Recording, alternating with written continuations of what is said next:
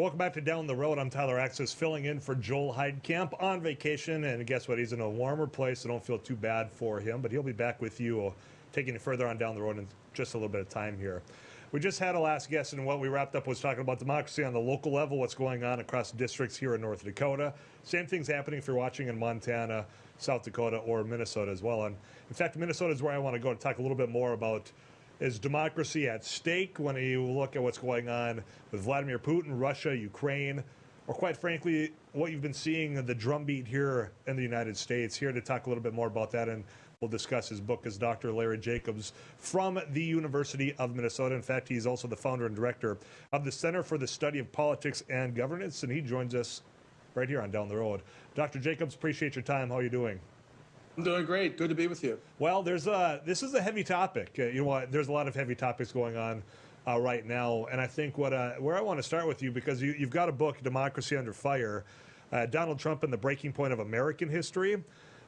We'll get to that, but I want to start with what's going on globally. I was filling in for Joel Heitkamp on Tuesday and visiting with a former intelligence individual who's involved in the Ohio State University. He says, look, you know, it's Putin, it's Ukraine, but one could make an argument that it's autocracy versus democracy. You've been watching this unfold. You obviously have a book about democracy. Do you think there's some truth to that?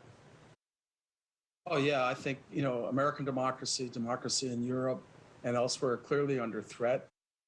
We are seeing the rise of these right-wing populist groups, whether it's Donald Trump or in Hungary and Poland, where there's been a real challenge to the idea of elections, free press, the idea of who is a citizen, who isn't. This is now, I think, a challenge in many countries. Plus, you've got Putin, who, frankly, has been kind of a star for Donald Trump and for Americans on the right.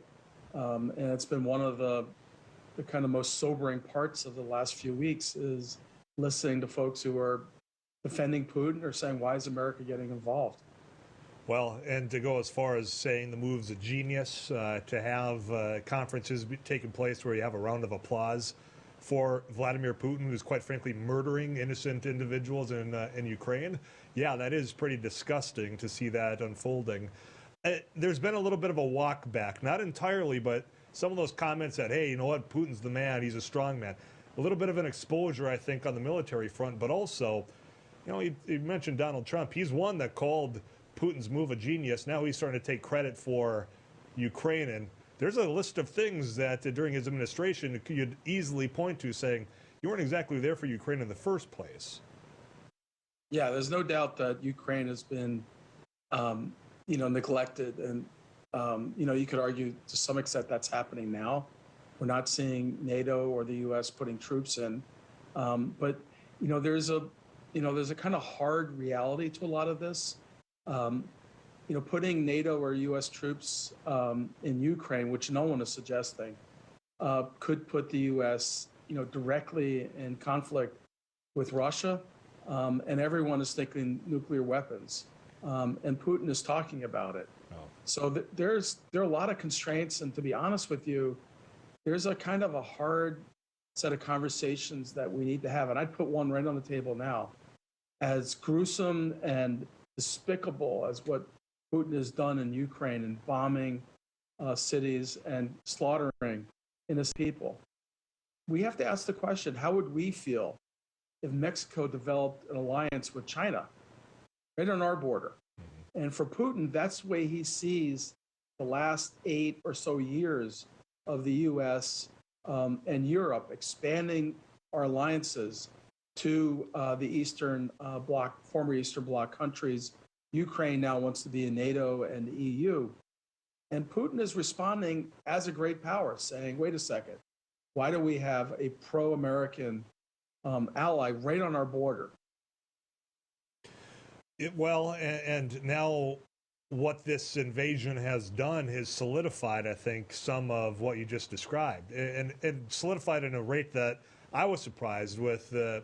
I think Putin thought there was an opening with NATO, with democracies, and he was looking in part to the United States saying, look, they're pretty fragile over there, and we're going to get to that with your book. Are you surprised with the solid, I think, reaction from our allies, from just democracies in general? This seemed to have been a wake-up call, and I think a lot of people woke up rapidly to the threat of a Vladimir Putin, of autocracy, of authoritarianism. Do you read it the same way I have? Yeah, I think it's certainly created almost a new kind of Cold War that we left back in the 1980s, and for a country like Germany, which for all these years since World War II has resisted really having a modern defense and military establishment. Mm-hmm. The way they saw it is they're a short drive from Poland into their country. And they've lost confidence that Putin will abide by international borders, that he will follow kind of the rules of the road and the international system. So we've seen Germany, France, which had been, trying to cozy up to Putin, all mobilizing behind a fairly strong, really extraordinary set of measures. They have weaponized finance within a snap of a finger. Russia is just cut off from banks, from trade. They're cut off from international, all sorts of international affairs. And it has redrawn what used to be called the Iron Curtain, though I think we probably need a better metaphor now. One thing when it comes to democracy, you need the buy-in from people, from the average citizen, those people that show up, take time, whether it's just voting, volunteering, being educated on the issues here. There's been a real, I think, I don't know I want to put this, the misinformation, the outright rise, the propaganda has muddled that so much, whether that's in Russia where you've got Putin, I'm just going to say, lying to his people about his invasion into Ukraine. That's also happening here in America. I'm curious, I know it's been a short time. Have you noticed some of that kind of contracting a little bit over the last 2 weeks, that some of that misinformation seems to have settled down? We're focused right now. How big of a threat is all this lie propaganda to democracy in general? I do think it's a threat. I think what is a big lie about the 2020 election, after you had more than 90 judges, including those appointed by Republicans, all coming out and saying fair election, Joe Biden is the legitimate president of the United States, and there's still a lie about that. That is a massive form of misinformation. And we've seen people who, I think some of them were just caught up in it, who were led into rioting and entering illegally the Capitol and doing damage there, and they're now suffering the consequences. So I do think with the war in the Ukraine, there has been a kind of tamping down a bit, because many Republicans are not going to go as far as Donald Trump and call Putin a genius. We also have troops now, or larger number of troops in the so-called Eastern Bloc countries. And, I think there are not many Americans who are going to be siding with our enemy when our troops are in the field and in harmony. One thing that you mentioned there about this lie about the legitimacy of this last election, nothing made me more irritated than watching those that knew better, those that have lived through this process of relying on people's votes for their livelihood, not only being in office, turn around and buy into that and then turn around and lie. It happened right here in North Dakota with our delegation. It's happened elsewhere to where they're now trying to change how you vote, who can vote, the whole process based on a big lie. And those that knew better should have stood up then. I hope that after everything that's happened, they have the courage to start doing that now. Thanks for keeping it locked into Beck TV. This is Down the Road. I'm Tyler Axness, filling in for Joel Heitkamp, and I'm continuing this conversation with my guest, Dr. Larry Jacobs, with the University of Minnesota. Also, he's the founder and director of the Center for the Study of Politics and Governance, and he's got a book, Democracy Under Fire, Donald Trump and the Breaking of American History. Let's talk about this book, Dr. Jacobs. This is, the title speaks loudly, but I'm curious, you've got a lot of people here watching saying, okay, we've been hearing a lot about democracy being under threat. I think some of them had a veil maybe over their eyes, saying, well, not here in America. Describe your book to us. Well, the main thesis of it is that we no longer have a way to check who becomes our candidates. And what I mean by that is you go back 20, 30, 40 years ago, there used to be something called a political party, a real political party in which you had folks in it who were devoted to the party and wanted to win elections with majorities. What's happened since through primaries is that we have relatively small number, and I mean small number, who are much more extreme, particularly on the conservative side, than most Republicans and certainly most Americans. They're the ones selecting the candidates. Look at what's just happened in the last few months when redistricting has drawn the legislative districts all over the country. And the main conclusion from that is the districts have become more partisan, much more Democratic and much more Republican. What does that mean? That means that for many races today, they are not competitive. The most important election, the election that really counts, are those primary elections. Who participates? They are the liberals and especially the most conservative or right-wing voters. And we're seeing the candidates who used to be a bit more moderate, who might be raising questions about Donald Trump, or they might be just raising questions in the Democratic Party about budget deficits. They're being chased out. They are. They are. And both sides, as you just pointed out, have done this, both gerrymandering and if you throw out anything law enforcement-wise, Minnesota defund the police. You had President Joe Biden at the State of the Union say, look, you don't fund them, you have to fund them. Well, that raised some people's dander on the far left side. And then, like you say, on the far right side, it's either loyalty to Trump or else. And those that, quite frankly, are probably more on that moderate side that had intentions to go out there and, we're going to fund that bridge. Boy, they better be walking in line or they're going to be challenged. And that's happening right where I'm sitting here in North Dakota. On my radio show, KFGO here in Fargo, I've said about just democracy in general, there's two things. You touched on one being gerrymandering. These districts aren't representations of, a chunk of an area. Go look at any map in Texas, for example, or New York. I'm picking one blue, one red for you. So don't get mad that I'm picking on red states out there watching. There's that situation, but also how much money has gone into these races and how much we don't know who's funding those. I always throw those two out there. It seems as though you think gerrymandering is the bigger issue of the two. Gerrymandering is big, but I think for us, it's the fact that you've got these primaries with a very small number. We're talking 5, 10, 15% of the electorate participating. And those people are not like, frankly, the rest of us. They are pretty extreme. Now, in terms of dark money, it's a huge issue, but it doesn't necessarily guarantee you an outcome. Right. If you look in Minnesota in 2020, the Democrats had a large advantage in terms of money for the state house races, and they did terribly. The majority was really cut dramatically, and they were unable to win the Minnesota Senate. So money, it's big, it has a big impact, and it is growing. And the money that's coming in, it's like a sniper up on a hill, because a lot of it, the so-called dark money, you don't know who the donors are. It could be, could be a mining company, could be a big tech company. We just don't know. And it's distorting our democracies, as you just said. How do you fix it? Well, I think part of it is recognizing the problem. It used to be a bipartisan agreement about transparency. Give us the information, let voters know. Don't necessarily put a cap on how much can be spent or even how it's spent, but let's just know where the money's coming from.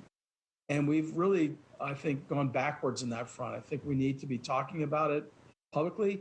And the next step is we need to be following up after elections to look at who's getting money and then what are they doing when they're in office? Who are the people they're meeting? Who's getting to testify? What laws are being voted on and then passed? That's the big part. I don't think we're putting enough attention on it. Dr. Jacobs, so your book title, I want to get back to this book, Democracy Under Fire, Donald Trump and the Breaking of American History. I've made the argument that, yes, Donald Trump institutionals were, in the spotlight and delegitimized. But I think that, the movement towards this approach of saying, hey, you know what, mainstream media, this, you've got courts, that. Donald Trump didn't cause all that, but the system kind of allowed for him to get to the point where he was. I'm just curious your thoughts on all that. I think you're absolutely right. One of my main argument in my book is we have spent so much time talking about Donald Trump. We haven't looked about how did Donald Trump get in that spot? And it's really striking. You go back to 2015 and 2016, it was unanimous or practically unanimous among well-known prominent Republicans. Donald Trump was not suited for office. And, you know, even if you're a Republican, you got to admit that there are things that Donald Trump did that were inappropriate and now we're finding perhaps illegal. Republican leaders knew this in 2015 and 2016. Here's the point. They couldn't do anything because the primary system has allowed anyone to walk through the gate to power, even the massive power of the presidency. It's not just the Republicans. If you go back to 1972, George Wallace, who was the racist governor in Alabama, he was on track to become the Democratic Party nominee in 1972 until he was crippled by an assassin. So this is a big problem. The history in this goes far back. It is not just 2022. It goes back to the 1970s and even back to the century ago during what is known as the Progressive Era. And our political leaders who were reformers made huge mistakes. They just didn't take enough care in making sure there were some kind of guardrails as to who could become a senior government official. We put a lot of this on political parties. You know, there's a lot of work to be done. I mean, what's their role in fixing this? Because you think about gerrymandering in particular, there's a lot of states where they're in control of drawing those lines that end up benefiting themselves. So what's their role? I mean, I don't want to say what's got to happen, but I mean, first, I suppose, as you pointed out already, you got to recognize the problem.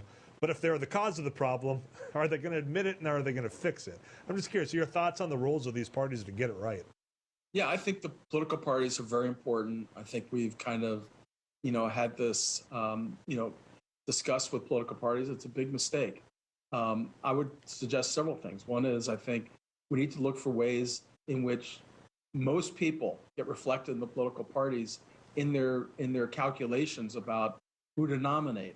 And one way to do that is to increase the number of so-called superdelegates who are government officials, or as are known in the Republican Party, unpledged delegates. It's kind of like a peer review process. And that would have stopped Donald Trump. It would have stopped George Wallace on the Democratic side. We don't have that anymore. We've thrown away those. Also, I think we've got to look at the number of elections. I looked at this. We have about more than 500,000 races for federal, state, and local elections every 4 years. 500,000. And all of those have elections tied to them. It's just, we're overloaded. Yeah. Voters simply cannot process enough information, know about the candidates, and turn out. The result is we've got lots of elections in which they're basically sleep affairs, where people aren't turning out. Even the elections coming up in November, we'll be lucky if we crack 30% of the eligible electorate turning out to vote. And think about how important that is in North Dakota and the United States Congress. Doctor, if people want to learn more and get a hold of your book, where can they do so? I would say any book place you go to, if you check it out on Amazon, you'll pop up right away. Thank you very much for mentioning that. Well, I appreciate your time today. It was a pleasure to meet you, and I hope we can have a conversation further on down the road.